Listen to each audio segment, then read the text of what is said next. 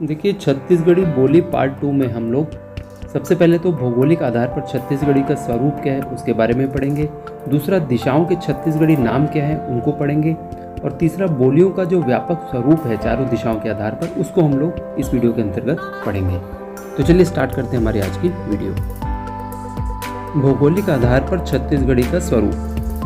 देखिए, इसको हम लोग 4 भागों में बांट सकते हैं: पूर्व, पश्चिम, उत्तर एंड दक्षिण, मतलब कि east, west, north and south. तो पूर्वी भाग जो है उसमें रायपुर संभाग का पूर्वी क्षेत्र आएगा। पश्चिमी भाग जो है इसमें बिलासपुर एवं दुर्ग संभाग का पश्चिमी क्षेत्र।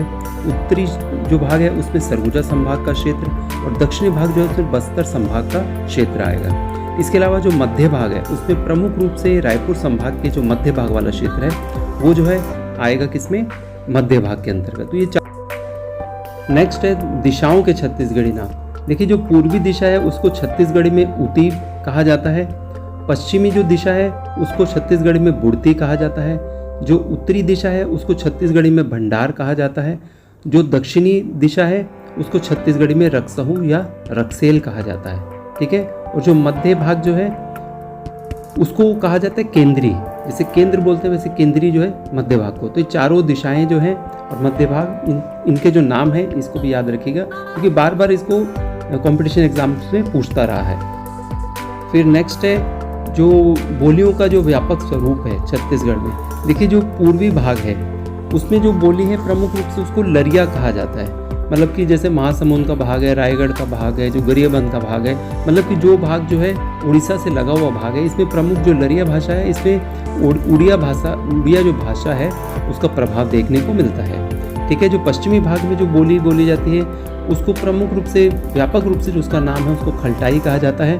और इसमें जो मराठी जो भाषा है, क्योंकि महाराष्ट्र से प्रमुख रूप से इसका क्षेत्र लगता है, मराठी भाषा का प्रभाव इसमें देखने को मिलता है। इसके साथ साथ मध्य प्रदेश का जो बोली है, भाषा है, उसका भी कुछ प्रभाव इसमें देखने को मिलता है। इसके बाद उत्तरी भाग जो है उसमें प्रमुख रूप से सरगुजिया जो है बोली जाती है।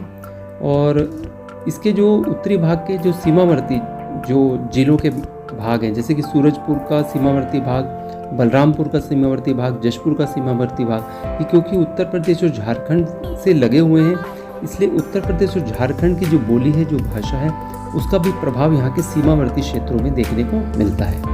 अब जो लास्ट है वो आता है हमारे पास दक्षिणी भाग। तो दक्षिणी भाग में जो प्रमुख रूप से उसको बस्तरिया बोली कहा जाता है या फिर हल्बी बोली प्रमुख रूप से बोली जाती है। और यहाँ की जो बोली है, क्योंकि आंध्र प्रदेश और तेलंगाना का भाग इसके साथ लगता है, तो वहाँ की जो द्रविड़ियन भाषा है, द्रविड़ जो भाषा है, उसका भी बोली जो है हल्बी बोली में, या जो सीमावर्ती एकदम जिले हैं, सुकमा का जिला, बीजापुर का क्षेत्र या बस्तर का क्षेत्र, यहाँ पर जो है आंध्रा की जो भाषा है उसका भी प्रभाव देखने को मिलता है। तो साथियों, आज की जो वीडियो थी उसमें हमने प्रमुख रूप से 3 चीज़ों को कवर करने की कोशिश की है। पहला तो भौगोलिक आधार पर छत्तीसगढ़ी का स्वरूप क्या है उसको हमने देखा है। दूसरा, दिशाओं के छत्तीसगढ़ी नाम क्या है उनको हमने पढ़ा है। और तीसरा, बोलियों का जो व्यापक स्वरूप है छत्तीसगढ़ में उसको हमने देखने की कोशिश की है।